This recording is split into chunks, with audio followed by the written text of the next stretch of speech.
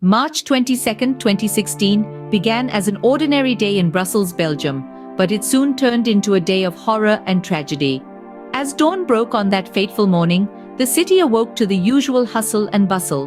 The aroma of freshly brewed coffee wafted through the air, and the city's metro system hummed with the rhythm of a typical workday. Travelers at Zaventem Airport waited patiently for flights, their minds filled with thoughts of business meetings, vacations, or joyful reunions. But the normalcy of the morning was brutally shattered when the hands of terror struck. At Zaventem Airport, two suicide bombers detonated their lethal payloads amidst the unsuspecting crowd. The air, once filled with the chatter of travelers, was now filled with screams of terror and the deafening echo of the blasts.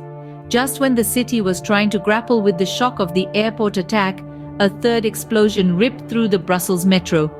The bustling metro stations turned into scenes of chaos and panic as people scrambled to escape the smoke-filled tunnels. The city's heartbeat was suddenly replaced with the blaring sirens of emergency vehicles and the frantic cries of those searching for their loved ones amid the rubble.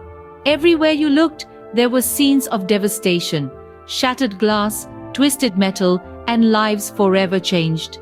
As the dust settled, the true extent of the horror became apparent. Over 30 people had been killed and hundreds more were injured.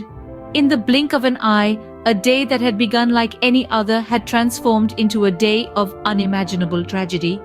In a matter of hours, an ordinary day of travel and commuting had turned into a scene of devastation and despair. The aftermath of the attacks was a scene of heartbreak as Belgium and the world grappled with the magnitude of violence and suffering inflicted. The day's tragic events left a chilling imprint on the city, transforming bustling travel hubs into sites of macabre silence. Over 30 people had their lives cruelly snuffed out, while hundreds more bore the physical and emotional scars of the horrifying act. Amidst the chaos, desperation, and confusion, the city's emergency services sprang into action. Firefighters, paramedics, and police officers rushed to the scenes, working tirelessly to rescue those trapped in the wreckage and provide medical assistance to the injured. Their efforts were a beacon of hope in an otherwise bleak landscape, a testament to the human spirit's resilience in the face of adversity. Meanwhile, the Belgian authorities initiated a massive investigation to bring those responsible to justice. The city was in lockdown, with security measures heightened to a level unprecedented in the country's history. Detectives and intelligence officers sifted through evidence, piecing together the puzzle that would eventually lead them to the perpetrators. The world watched, holding its breath as the grim reality of the situation unfolded. In the midst of the turmoil, voices emerged from the rubble. Witnesses recounted their experiences, painting a poignant picture of the horror that had unfolded. Survivors shared their stories, their tales of loss and survival echoing through the halls of the city and beyond. Their words served as a stark reminder of the human cost of such heinous acts, a cost too high to ever be forgotten. In the face of such tragedy, the city of Brussels and its people were left in a state of shock and mourning. The day had begun like any other, but ended in a way that would forever mark the city's history. Yet, in the midst of the pain and despair, a sense of unity began to form, a shared determination to overcome, to heal, and to persevere. As the dust settled, the city of Brussels began to demonstrate the power of resilience and unity.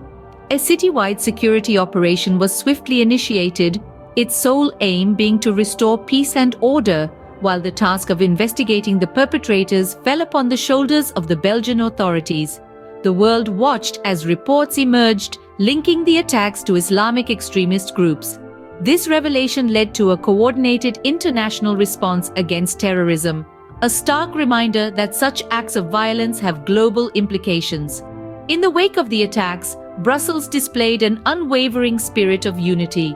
The city, still nursing its wounds, came together in solidarity for the victims and their families. Across the globe, tributes poured in, lighting up the dark times with sparks of humanity and compassion.